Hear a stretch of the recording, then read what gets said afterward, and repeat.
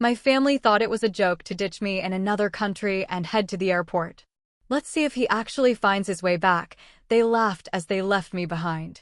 I never returned. 10 years later, they finally tracked me down, and those 30 missed calls were just the start of what was coming next. Can you imagine your own family, the people who are supposed to love you most, abandoning you in a foreign country just for a laugh? That's exactly what happened to me. They drove off, leaving me utterly alone, with nothing but the chilling echo of their laughter and a mere 30 missed calls that I never returned. That was 10 years ago, and I never went back. My name is Clara, and I'm 28 years old.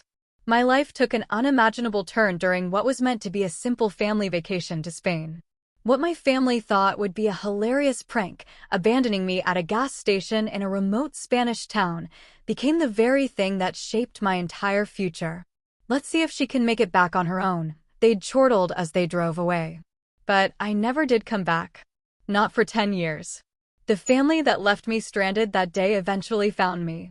But by then, I wasn't the same person they'd abandoned. I was entirely reborn. Growing up in the Dalton household meant learning to fend for myself emotionally from a really young age. My parents, Eleanor and Arthur, believed that toughening up their children through constant teasing and jokes was somehow character building. My brothers, Leo and Noah, absorbed this lesson perfectly, creating a family dynamic where someone always had to be the target, and that someone was almost always me. Our family photo albums are full of moments that looked like celebrations, but felt like humiliations. My 10th birthday, when they tricked me into thinking no one was coming, only to surprise me after I'd spent hours crying. My middle school graduation, when they intentionally showed up late, pretending they'd forgotten. High school prom night, when they gave my date the wrong address. Every single incident was followed by the same dismissive chorus. Can't you take a joke, Clara? We're just having fun. Mom, Eleanor, was more subtle with her cruelty. She'd deliver backhanded compliments about my appearance, especially as I entered my teenage years. That dress would look beautiful on you if you lost 15 pounds, or your face would be pretty if you smiled more and fixed your skin. Dad, Arthur, on the other hand, was more direct. He'd simply laugh the loudest when one of my brothers pulled a prank on me. Leo, the oldest at 32, worked in Dad's insurance firm and was being groomed to take over. Noah, 30, handled the marketing side. Both had fully absorbed our parents' belief that emotional torment was some kind of bonding experience. Family dinners often featured detailed recounting of the latest, hilarious prank they'd pulled on a colleague or friend. I had just graduated from college with a graphic design degree, 3 weeks before our fateful Spain trip. The unspoken expectation was that I'd join the family business, too, designing their marketing materials and websites.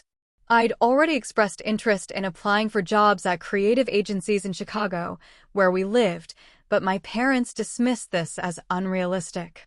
You can do your little art projects for the company, Mom had said during my graduation dinner. It'll be so much more stable than trying to make it on your own. Financial reality made independence difficult.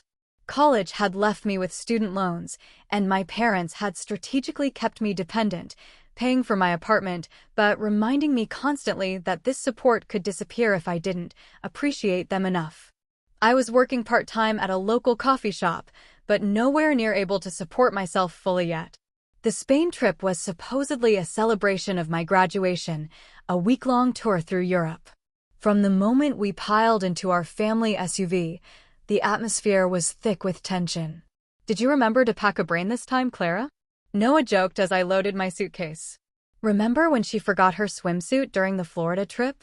I had been 16 during that trip. They'd refused to stop so I could buy a new one, then mocked me for sitting on the beach fully clothed for 3 days. The first few days of our European road trip featured the usual tactics. Leo hiding my phone and watching me panic before finding it in his pocket. Noah eating the lunch I'd packed while I was napping. Dad taking a deliberate detour and blaming my map-reading skills. Small cruelties that I'd learned to expect, but still couldn't quite get used to. That night at a hotel in France, I overheard them in the adjoining room. She's too sensitive, Mom was saying. The real world is going to eat her alive if she doesn't toughen up. Maybe this trip will finally teach her to stop being such a pushover, Dad replied. I went to sleep with a knot in my stomach, trying to stay positive. Just 5 more days, I kept telling myself. Then I could focus on job applications and finally start building my own life. I had no idea how prophetic that thought would be, or that the next day would be the last time I ever traveled with my family. The second day of our road trip began with an unusually pleasant atmosphere. Looking back, I should have recognized this as the calm before the storm. The family being nice right before executing a particularly cruel prank was a familiar pattern. We had just crossed into a small, remote town in rural Spain, somewhere between Madrid and Barcelona, around noon. The landscape was rolling plains and ancient olive groves. We need to fill up, Dad announced as we approached a gas station. It was one of those independent places with a small convenience store attached, sitting on the edge of town with nothing but open land surrounding it on 3 sides. I'm going to use the restroom and grab some snacks, I told them as Dad started pumping gas. Anyone want anything?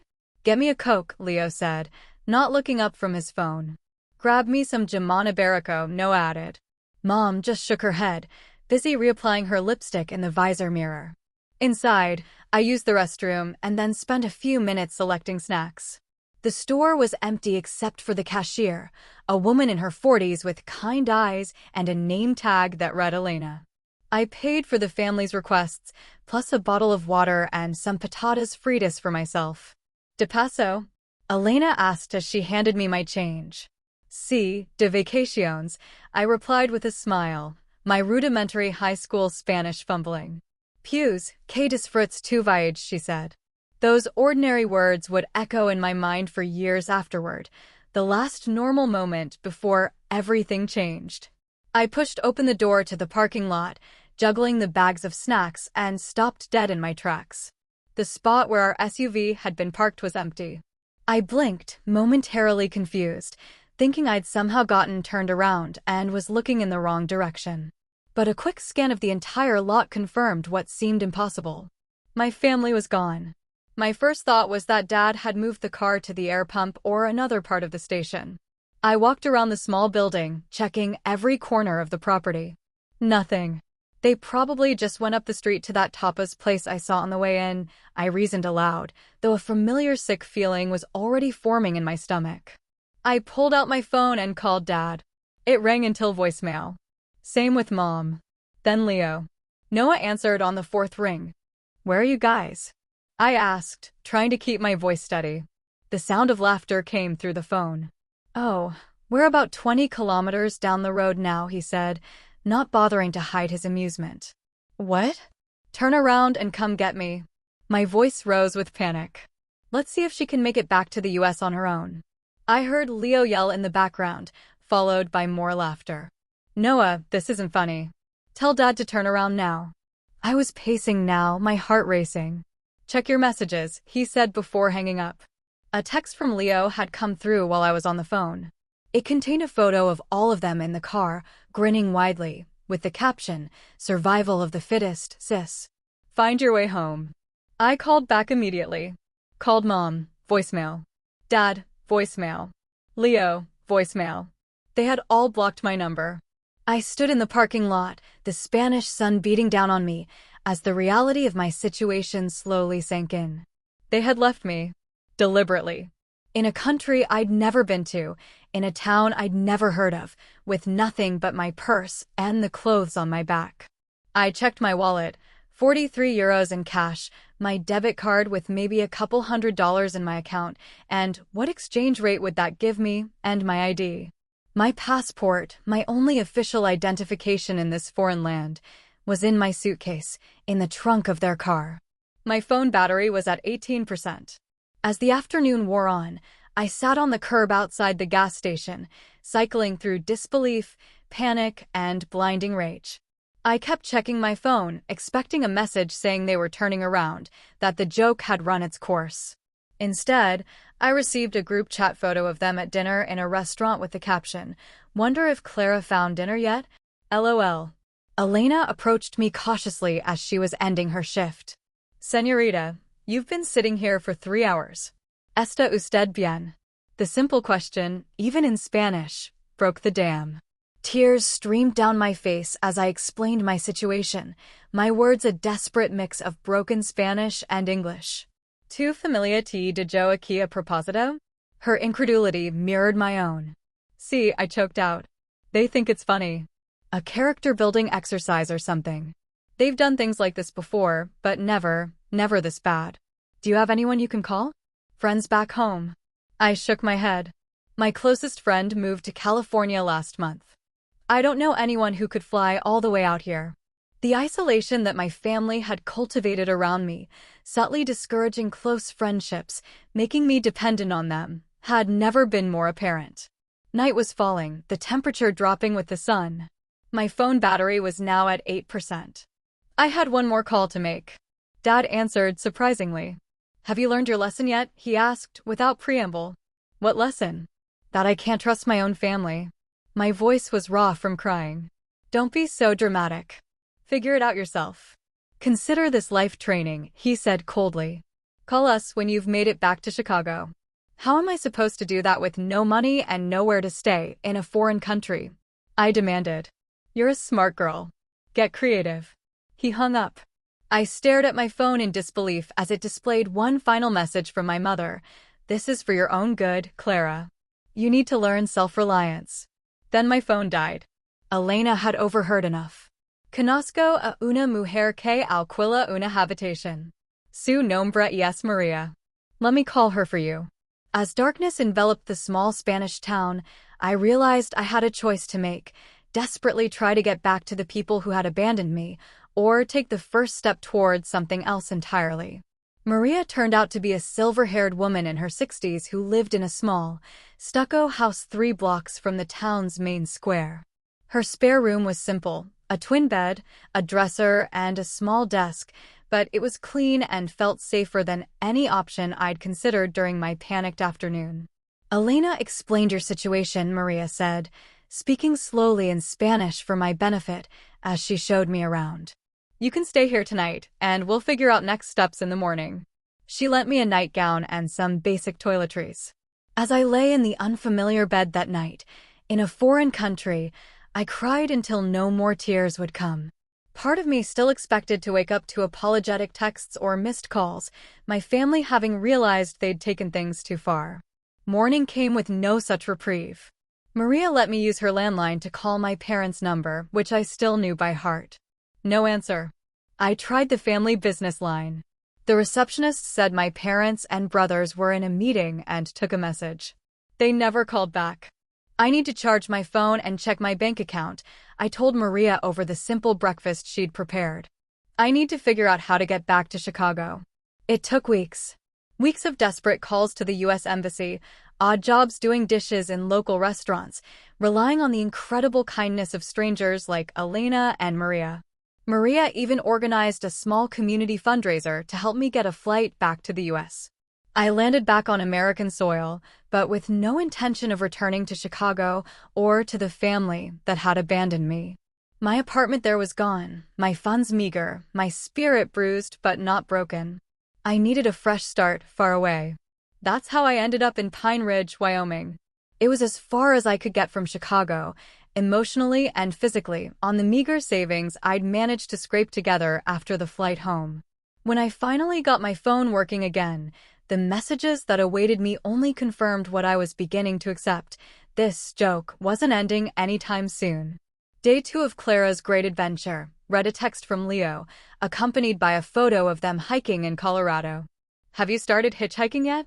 From Noah. And most devastating, from my father, called your apartment manager. Rent's not being paid while you're figuring this out. Consider it motivation. My mother had added, this is what tough love looks like, honey. You'll thank us someday. I checked my bank account. $237.42. Not even enough for a bus ticket back to Chicago, let alone first and last month's rent on a new place when I got there. The initial shock of being stranded in Spain had hardened me. Now, here in Wyoming, I found a new resolve. Beatrice, a silver-haired woman in her 60s who owned the local bookstore, Pages and Poems on Main Street, took me in. She offered me a room and work in her store. I charged $300 a month for the room, but you can work at my bookstore to cover it until you get on your feet. I also need a job that pays actual money, I told her, for food and saving up to figure out what's next. The next day, I applied at every business in downtown Pine Ridge. By sunset, I had a waitressing job at the Pinewood Diner, working the breakfast and lunch shift 6 days a week. My first week passed in a blur of exhaustion and periodic crying jags. I worked from 6 a.m. to 2 p.m. at the diner, took a short break, then helped Beatrice at the bookstore until closing. Every night, I checked my phone, and every night the messages from my family became more sporadic and less apologetic. Still waiting for that call saying, "You've made it home," my dad texted on day 5. By the end of the second week, they'd stopped messaging altogether. My diner coworker, Chloe, found me crying in the break room after my shift one day.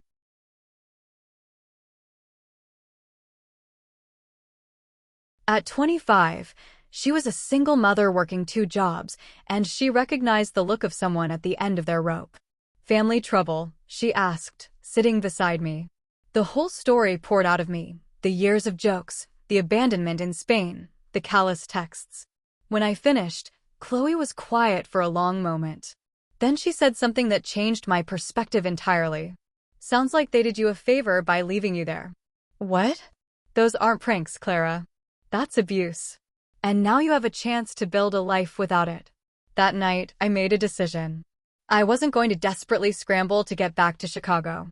I wasn't going to beg for the return of a family that had proven repeatedly that they didn't truly care about my well-being. I was going to stay in Pine Ridge, at least for now. The next day, I used the bookstore's computer to email my college professors, explaining my situation and asking for references. I created a new email address, one my family didn't know. I began researching how to replace my ID documents, which were back in my former apartment in Chicago. "You're good with design, right?" Beatrice asked me one evening as we were closing up. The store could use new flyers and maybe some social media help. It was the first chance I'd had to use my degree since graduating. I created a fresh, modern flyer for an upcoming author event, and Beatrice was thrilled with the results. "You should meet Julian," she said. "He does web development for businesses around town. He might have some work for someone with your skills." Julian turned out to be a bearded 30-something who worked remotely for tech companies, living in the small town for its low cost of living and outdoor access. He took one look at my portfolio from college and nodded approvingly. "I could use someone to handle the visual side of some client projects," he said. "I'm terrible at anything requiring artistic talent. Want to learn some coding while you're at it? Might make you more marketable." For the first time since being abandoned, I felt a glimmer of hope, not just for survival, but for building something meaningful. My family had thrown me away, expecting me to come crawling back. Instead, I was finding my footing on my own terms. As my first month in Pine Ridge came to a close, I received a final text from my mother. "This silence is very immature, Clara. Call us when you've grown up." I blocked their numbers, one by one, and turned my focus toward the future. The downtown of Pine Ridge consisted of just 4 blocks of businesses, with the Pinewood Diner anchoring one end and Pages and Poems bookstore near the other. Between my shifts at both places, I quickly became a familiar face to the locals. People stopped asking if I was just passing through and started greeting me by name. "Morning, Clara," became a regular chorus as I hurried down Main Street from the diner to the bookstore. Beatrice's bookstore website was my first real project. Working evenings with Julian's guidance, I rebuilt it from scratch, adding an online ordering system and a clean, modern design that highlighted upcoming events and local author spotlights. "This is incredible," Beatrice exclaimed when I revealed the finished site. "Business is up 15% since you put those event posters in the window, and this will help even more."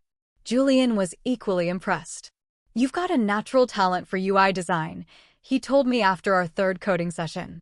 "You're picking this up faster than most of my clients ever do." At the diner, Chloe introduced me to her circle of friends, other young people who had either grown up in Pine Ridge or landed there seeking affordable living in a close community. For the first time in my life, I was making genuine connections with people who seemed to like me for who I was, not what I could do for them or how I could entertain them at my expense.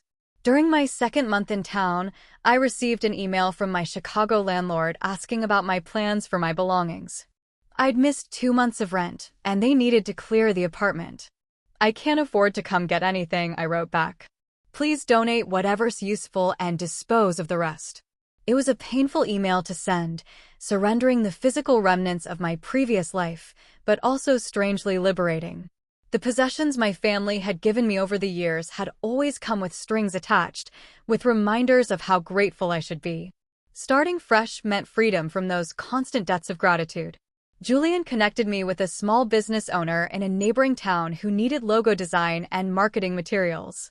It was my first freelance client, and though the pay was modest, the sense of accomplishment was enormous. "You should think about building this into something real," Julian suggested over coffee one morning. "There's no decent design agency within 100 miles, and these small businesses need the help. They're all trying to establish online presences without the skills to do it properly." The idea took root. By my third month in Pine Ridge, I had 3 regular freelance clients alongside my work at the diner and bookstore. I'd saved enough to move out of Beatrice's spare room and into a tiny studio apartment above the hardware store on Main Street.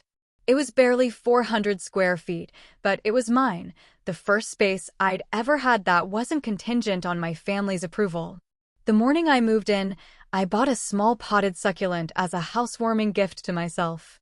"This is the first day of your new life," I told myself as I placed it on the windowsill. No more looking back. That same afternoon, my phone rang with an unfamiliar Chicago number. Thinking it might be about my old apartment, I answered. "Clara, it's Leo. Don't hang up." My hand tightened around the phone. "What do you want?" "We're worried about you," he said, his voice uncharacteristically serious. "It's been 3 months. The joke's over." "Where are you?" "Joke." The word ignited something in me. "You abandoned me in another country with no money and no way home. You cut off my apartment." "That's not a joke. That's cruelty." "Come on. We thought you'd find a way back within a week. When you didn't call, we figured you were just being stubborn." "I'm not coming back, Leo," I said firmly. "I've started over. Don't be ridiculous." "What are you doing for money? Where are you living?" The familiar condescension in his voice strengthened my resolve. "I have a job, 2 actually, plus freelance design clients. I have my own apartment. I'm doing fine without any of you." There was a long pause. "Mom and Dad want to talk to you." "I don't want to talk to them or you. Don't call me again." I hung up and immediately blocked the number. Then I sat on my new second-hand couch and shook with a mixture of anger and pride. They had expected me to fail, to beg for rescue. Instead, I was building something they had never believed I could. Over the next few months, they tried reaching me through various means: emails from new addresses, calls from different numbers, even a letter to the diner after someone apparently told them where I worked. I ignored them all. By the 6-month mark, I had built enough of a client base to quit the diner and focus entirely on design work and helping Beatrice with the bookstore. Julian and I had developed a business partnership of sorts, with him handling web development and me managing design for joint clients. "You know what you should do?"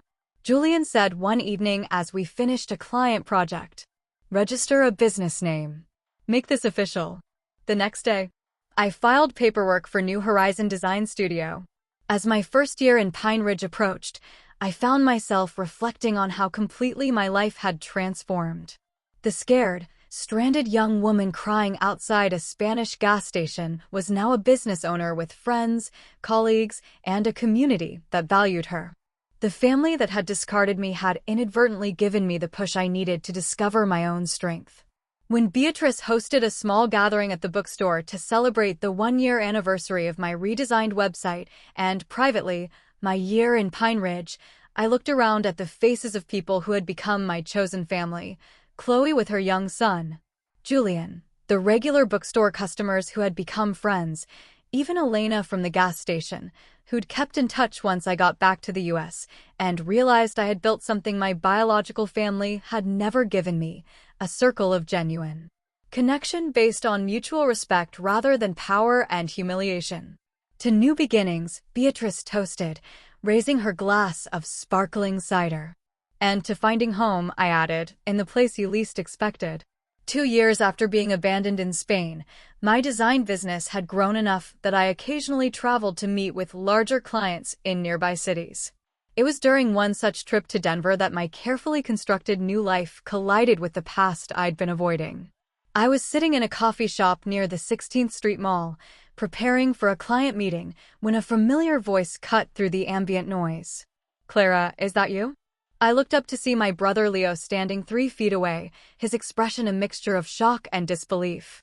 He was dressed in a business suit, clearly in Denver for work himself. "Leo." My voice came out steadier than I felt. "Holy shit, it is you." He pulled out the chair across from me and sat down without asking. "We've been looking for you for over a year." "I wasn't lost," I replied, closing my laptop. "I chose to stay away."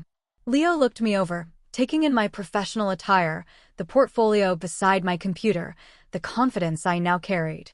"You look different." "I am different." I took a sip of my coffee to hide the trembling in my hands. "What are you doing in Denver?" "Insurance conference. Dad and I are presenting tomorrow." He leaned forward. "Clara, you need to come home. This has gone on long enough." "This isn't a standoff, Leo. This is my life now. I have a business, clients, friends." "In Wyoming?" he scoffed. "Come on." "Yes, in Wyoming. The place you all left me for dead, halfway across the world." The familiar dismissal in his tone rekindled old anger. "Don't be so dramatic. We knew you had your phone and money." "I had 43 euros, a phone that died the same day you abandoned me, and no passport," I said flatly. "You cut off my apartment. You left me with nothing." Leo had the decency to look uncomfortable. "Look, things got out of hand. We thought you'd find a way back within a few days, a week tops. When you didn't call, Dad figured you were staying with a friend, teaching us a lesson. By the time we realized you really weren't coming back, it had been 6 months. And then you started looking for me out of concern?" The skepticism in my voice was clear. "Mom was worried sick. She couldn't sleep. Strange, since she texted me that abandoning me was tough love and I should grow up. Leo sighed. "Can we start over? The family misses you. Dad's retiring next year, and he wants to make amends before he does." "Make amends?" I gave a short, humorless laugh. For a lifetime of humiliation disguised as humor, culminating in abandonment in a foreign country? How exactly does he plan to do that? "Just come back for a visit. See everyone. They've changed, Clara."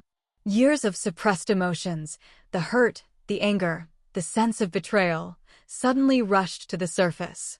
"They haven't changed, Leo, and neither have you. You're sitting here in another state trying to convince me that deliberately leaving your sister stranded in Spain was somehow justified. That I should just forgive and forget because it's convenient for all of you now." My voice had risen, and nearby customers were glancing our way. I didn't care. Do you have any idea what that felt like? To stand in that parking lot, realizing my family had decided I was disposable? To be lost in a country where I barely spoke the language with no passport? To see those texts laughing about whether I'd found dinner while I was panicking about where I would sleep? Leo's expression hardened. "Keep your voice down. You're making a scene." "A scene? That's what you're worried about." I stood up, gathering my things. "This conversation is over." Leo grabbed my wrist. "You don't get to walk away. The family has been worried sick. Do you know what people think happened to you? There are rumors you had a breakdown. That you're living on the streets. Is that what you want people to think?" I yanked my arm free. "I don't care what people think. I care about building a life where I'm not constantly belittled and manipulated by the people who are supposed to love me." "You always were too sensitive," Leo snapped, his friendly facade crumbling. "This is why we had to toughen you up. You fall apart at the slightest criticism." "Criticism?" I was nearly shouting now. "You call abandonment in a foreign country criticism? You call mocking a terrified young woman toughening her up? If you don't come home willingly," Leo threatened, his voice low, "I'll tell everyone what really happened. How you had a meltdown over a simple joke and ran away from your family. How you've been hiding out all this time, ignoring your dying father's attempts to reconcile." "Dad is dying?" For a moment, concern overrode my anger. Leo's slight hesitation told me everything. "He's not in good health," he amended. "You're lying again." I shook my head in disgust. Goodbye, Leo. As I walked out of the coffee shop, Leo called after me. This isn't over, Clara. The family has a right to know where you are. I made it to my rental car before the tears came. Not tears of sadness or fear, but of pure, unadulterated rage. The encounter had ripped open wounds I thought had healed. But it had also crystallized something important. I wasn't the one who needed to apologize or make amends. I wasn't the one who had done something unforgivable. I called my client and rescheduled our meeting, then drove straight back to Pine Ridge, my mind racing the entire 3-hour journey. Leo now knew I was in Wyoming. It wouldn't take much for him to figure out which town if he started asking around. The next morning, I went to Beatrice's house and told her everything about the encounter with Leo, his threats, my fears that my family might try to intrude on the life I'd built. They can try, Beatrice said firmly. But this is your home now, Clara. We've got your back. That afternoon, I gathered my closest friends, Beatrice, Julian, Chloe, and a few others, and shared the full story of my family's abuse and abandonment, details I'd kept vague until now. If any of you get calls or questions from people looking for me, now you know the truth, I concluded. These people sound toxic as hell, Chloe said, squeezing my hand. We won't let them near you if you don't want to see them. Their support strengthened my resolve. I returned to my apartment and wrote a long email to my parents and brothers. The first contact I'd initiated in 2 years. I'm safe and successful, I wrote. I have built a life without your cruelty and manipulation. I do not want reconciliation. I do not want contact. Any attempt to force yourselves back into my life will be met with legal action. This is not negotiable. I hit send, then blocked their email addresses once more. That night, lying awake in my apartment, I realized that the encounter with Leo, painful as it had been, had given me something valuable: certainty. There was no doubt left, no lingering question of whether I had overreacted or whether my family might have changed. They were exactly who they had always been. And so was I. Except now I was stronger. Strong enough to walk away from toxicity, even when it came from the people who were supposed to love me most. Strong enough to build a life on my own terms. The next morning, I woke up with a sense of clarity I hadn't felt since the day I was abandoned. I opened my laptop and began designing a new logo for New Horizon Design Studio, one that symbolized not just a business, but a personal transformation. I was no longer defined by what had been done to me, but by what I had created from the ruins. 10 years after the day my family abandoned me in Spain, I stood in the newly expanded offices of New Horizon Design Agency, watching as my team of 10 employees collaborated on projects for clients across 3 states. What had begun as a desperate need to survive had evolved into a thriving business that specialized in branding and digital presence for small to mid-sized companies throughout the Mountain West region. Our offices occupied the entire second floor of a renovated historic building on Pine Ridge's Main Street, a far cry from my early days, working from a corner of Beatrice's bookstore. The exposed brick walls displayed framed examples of our best work, and the large windows overlooked the town that had become my true home. The Denver client just signed off on the final designs, announced Megan, my first full-time hire and now creative director. They want to talk about phase 2 next month. That's our 3rd major contract this quarter, I replied, unable to keep the pride from my voice. Schedule the meeting and let's start brainstorming expanded services we can offer them. My phone buzzed with a text from Daniel, the community college professor I'd been dating for the past 2 years. We'd met when he came into Pages and Poems looking for books on local history for a course he was teaching. Beatrice had introduced us, and after months of friendly conversations that gradually deepened into something more, we'd become inseparable. Dinner at 7. I'm cooking that pasta you like, his message read. Can't wait. Bringing dessert, I replied. At 33, I had built a life that felt authentic and meaningful. My closest friends had become family. Beatrice was like the supportive mother I'd never had, and Chloe's son, Tyler, called me Auntie Clara. Julian and I had developed a professional partnership that complemented both our skills, with our businesses often collaborating on larger projects. 3 months earlier, Daniel and I had purchased a small house together on the edge of town, a charming craftsman with a studio space where I could work from home when I wanted to, and a garden that was slowly taking shape under our inexperienced but enthusiastic care. I was locking up the office that evening when my phone rang with an unfamiliar number. Normally, I would let unknown calls go to voicemail, but we had several new client prospects, so I answered. "Is this Clara Dalton of New Horizon Design?" a woman's voice asked. "Yes, it is. How can I help you?" "My name is Sarah Evans. I'm an editor at Business West magazine. We're doing a feature on women entrepreneurs who've built successful businesses in unexpected places. Your agency was recommended to us multiple times during our research." The interview she requested led to a 4-page spread in the magazine 3 months later, featuring photos of our office, my team, and me standing confidently in front of the business I'd built from nothing. The article told the story of a young designer who had moved to a small Wyoming town and identified an unmet need for professional design services in rural communities. I had shared only the broad strokes of my journey with the magazine, omitting the abandonment and family estrangement. Those details belonged to me, not to public consumption. But the piece emphasized how I had arrived in Pine Ridge with almost nothing and built something substantial through determination and community support. 2 weeks after the magazine hit newsstands, the emails began arriving. First from my mother, then my father, then each of my brothers.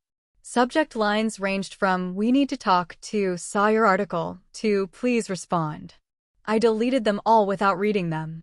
Then came the phone calls to the agency, which my office manager fielded with the instructions I'd given her years ago. "Ms. Dalton does not accept personal calls from these numbers." I thought that would be the end of it, but I underestimated my mother's determination. On a Tuesday afternoon, I returned from lunch to find Eleanor Dalton sitting in our reception area, looking older, but just as put together as I remembered. "Mom," I said, stopping in the doorway. "How did you find me?" She stood, smoothing her expensive slacks. "The magazine article had your business address." Her eyes tracked over me, noting my professional attire, my confident posture. "You look well." "I am well," I replied, my voice neutral. "Why are you here? Can we talk somewhere private?" I considered refusing, telling her to leave and never come back. But after 10 years of healing and growth, I found I was curious rather than afraid. What could she possibly have to say that would matter now? "My office," I said, leading her down the hallway past curious employees who had no idea of the significance of this visitor. Once the door closed behind us, Eleanor took in the awards on my wall, the view from my window, the evidence of success all around. "This is impressive," she admitted. "The magazine didn't do it justice." "Thank you," I said, remaining standing. "But I doubt you came all this way to compliment my office." Eleanor's composure cracked slightly. "We've been trying to find you for years, Clara. Your father hired a private investigator after Leo saw you in Denver, but you'd covered your tracks well." I wasn't hiding, I corrected her. I was living my life. "There's a difference." "We made a terrible mistake," she said, her voice breaking. "What started as a stupid prank went too far, and then pride and stubbornness kept everyone from admitting it. By the time we realized how serious it was, you were gone." "It wasn't just the abandonment," I said quietly. "It was a lifetime of cruelty disguised as humor. It was teaching me that love meant enduring humiliation. It was creating a family dynamic where someone always had to be the target." Tears welled in my mother's eyes. "I know. I see that now." She reached into her purse and pulled out a tissue. "Your father would never admit it, but when we saw that magazine article, you building this successful business, looking so confident and happy, it forced us to face what we'd done. Not just that day in Spain, but your whole life." "What do you want from me, Mom? Forgiveness? A family reunion?" "I want a chance," she said simply. "A chance to know the woman you've become. A chance to be better than I was." I studied her, looking for the manipulation that had characterized our relationship for so long. Instead, I saw something unfamiliar, genuine regret. "I can't give you what you want," I said finally. "Too much has happened. But I can tell you that I'm happy here. I've built a good life with good people who value me, and knowing that should be enough." Eleanor nodded slowly, wiping her eyes. "Your brothers want to see you."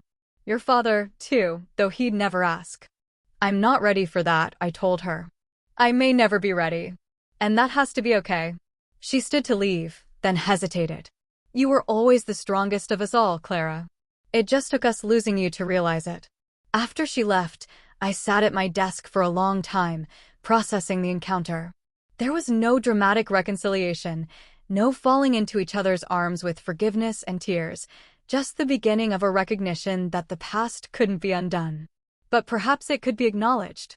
That evening, as Daniel and I sat on our porch watching the sunset, I told him about my mother's visit. How do you feel about it? He asked, his arm around my shoulders. Surprisingly peaceful, I replied. For so long, I was defined by what they did to me. Today, I realize that chapter truly is closed. I'm not the abandoned daughter anymore. I'm just Clara, business owner, community member, partner. I turned to smile at him. And I like who I've become. The next day, I sent my mother a brief email with a single photo attached, me with my team outside our office building. No invitation to visit again, no promises of reconciliation, just a glimpse of the life I'd built, the person I'd become. It was all I was ready to give. And for the first time in my life, that felt like enough. 10 years after the day my family abandoned me in Spain, I stood in my kitchen staring at a certified letter that had just arrived. The return address was from a law firm in Chicago that I didn't recognize. With a sense of trepidation, I opened it. Dear Miss Dalton, it began. We represent the estate of Arthur and Eleanor Dalton. We are writing to inform you that Dalton Insurance Group has been sold, and as per your parents' instructions, the proceeds are to be divided equally among their 3 children. I sat down at the counter, my legs suddenly unsteady. The letter continued with legal details and a request for contact to arrange the transfer of funds, a substantial amount, according to the preliminary figures included. Daniel found me still sitting there 10 minutes later when he came home from work. What's wrong? He asked, setting down his briefcase. My parents sold the family business, I said, passing him the letter. They're splitting the money between Leo, Noah, and me. Daniel read quickly, his eyebrows rising at the amount. That's unexpected. There's more, I said, holding up an envelope that had been enclosed with the legal documents. A personal letter from my mother. I hadn't opened it yet, unsure if I wanted to know what it contained. In the years since Eleanor's visit to my office, our contact had been minimal. Occasional emails, a Christmas card once or twice. I had maintained firm boundaries, rebuffing attempts at deeper reconciliation while acknowledging the small steps toward change I had observed. Do you want me to leave you alone to read it? Daniel asked. I shook my head. Stay, please. The letter inside was handwritten on my mother's personal stationery. Dear Clara, it read. By the time you receive this, the sale of the business will be complete. Your father has finally retired, somewhat against his will, as his health isn't what it once was. We've decided to move to Arizona for the climate. Before we leave Chicago, we're hosting a family gathering at the house. Leo and Noah will both be there with their families. Leo has 3 children now that you've never met. Noah got married last year. I know you've kept your distance, and I understand why, but things have changed, Clara. Your father may not say it in so many words, but the decision to include you equally in the proceeds from the business sale was his. He recognizes, in his way, the gravity of what happened all those years ago. We would very much like you to attend the gathering next month. No pressure, no expectations, just a chance to close old chapters before new ones begin. With love, Mom. She had included the date, time, and address, along with her cell phone number.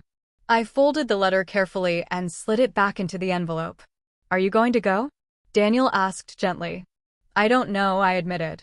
Part of me wants to see what 10 years has done to all of them. Another part thinks it's better to leave the past in the past. Over the next few days, I found myself thinking about the invitation constantly. New Horizon Design was thriving, with offices now in 3 states. Daniel and I had been married for 8 years, with twin daughters, Rose and Violet, who had just turned 6. My life in Wyoming was rich and fulfilling, built on genuine connections and mutual respect. Did I want to risk reopening old wounds? Did I want my daughters to know the family that had discarded their mother so carelessly? What would you tell Rose and Violet if they asked why they've never met your parents? Daniel asked one night as we discussed the invitation again. It was a fair question. Our daughters knew about Daniel's family, who visited a couple times a year from Montana. They had asked about my family occasionally, and I'd always given vague answers about them living far away. I would tell them that sometimes families hurt each other in ways that can't be easily fixed, I said slowly. But I would also tell them that people can change, and that forgiveness is possible, even without forgetting. Do you believe that? Daniel asked. That your family has changed? I thought about the tentative emails over the years, the careful respect for my boundaries, the equal inheritance that could have easily excluded me. I think they've tried, I said finally. Whether it's enough, I don't know. After much deliberation, I decided to attend the gathering, but on my terms. I would go alone, leaving Daniel and the girls in Wyoming. I would book a hotel rather than staying at the family home. And I would limit my visit to just the day of the event, flying in that morning and out the next. The house looked exactly as I remembered it, a large colonial in one of Chicago's affluent suburbs. As the Uber dropped me off, I took a deep breath, straightened my shoulders, and walked up the familiar path to the front door. My mother answered my knock, her face lighting up with carefully restrained joy. "Clara, you came." "I did," I said, accepting her brief hug with what composure I could manage. The gathering was smaller than I expected, just my parents, my brothers, and their immediate families. Leo's 3 children raced around the backyard while Noah's wife, Allison, helped my mother bring food to the patio table. My father stood when I entered the backyard, looking much older than I remembered. The competent, sometimes cruel man who had dominated my childhood seemed diminished somehow, his frame thinner, his movements more careful. "Clara," he said, his voice gruff with emotion he'd never been comfortable showing. "Dad," I replied with a nod. The initial awkwardness gradually eased as the afternoon progressed. Leo's children, curious about their aunt who lived in the mountains, peppered me with questions about Wyoming.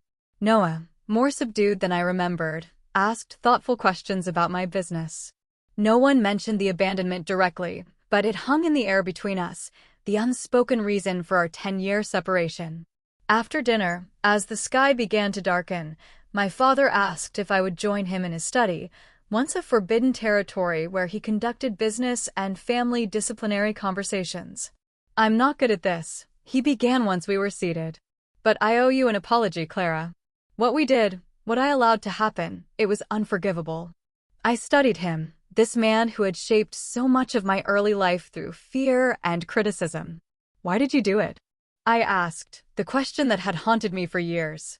He was quiet for a long moment. "My father was cruel to me," he said finally. "He called it toughening me up." I thought that's what fathers did, what families did. It wasn't until you were gone, really gone, that I began to see how wrong it was. It wasn't a complete answer, and it certainly wasn't a sufficient excuse. But it was honest in a way my father had never been with me before. "I built a good life," I told him, despite everything. "I know," he said, nodding. "I followed your company online. You've done well for yourself. Better than any of us expected." "That was part of the problem," I said quietly. "Your expectations. They were always about what I couldn't do, never what I could." He looked down at his hands. "I was wrong about many things." It wasn't the emotional reconciliation scene from a movie. There were no tears or dramatic embraces, just a quiet acknowledgement between 2 adults that mistakes had been made, harm had been done, and lessons had been learned. When I left Chicago the next day, I didn't know if I would ever return. I didn't know if the tentative connections re-established over that revisit would grow or wither. But I knew that I had faced my past without being diminished by it. That I had shown my family not just that I had survived without them, but that I had thrived. Back in Wyoming, as Daniel and the girls welcomed me home with hugs and questions about my trip, I felt a sense of completion. The abandoned young woman at the Spanish gas station had completed her journey, not by finding her way back to those who had discarded her, but by creating a life so full and rich that she could face them as an equal, undiminished by their past cruelty. That night, after the girls were asleep, Daniel and I sat on our back deck, looking at the stars visible in the clear Wyoming sky. "Did you find what you were looking for?" he asked. "I think so," I replied. "Not forgiveness exactly, but closure. The understanding that what happened shaped me, but it doesn't define me anymore." I thought about all the ways my life had changed since that day 10 years ago. The business I'd built, the family I'd created, the community I joined. None of it would have happened if my family hadn't made their cruel joke. Sometimes the worst things that happen to us lead us to the best versions of ourselves. Sometimes being left behind is the first step toward finding your way forward. Life has a way of revealing its purpose in the most unexpected ways. Remember, sometimes the family you choose is more important than the family you're born into. I wish you strength and peace on your journey.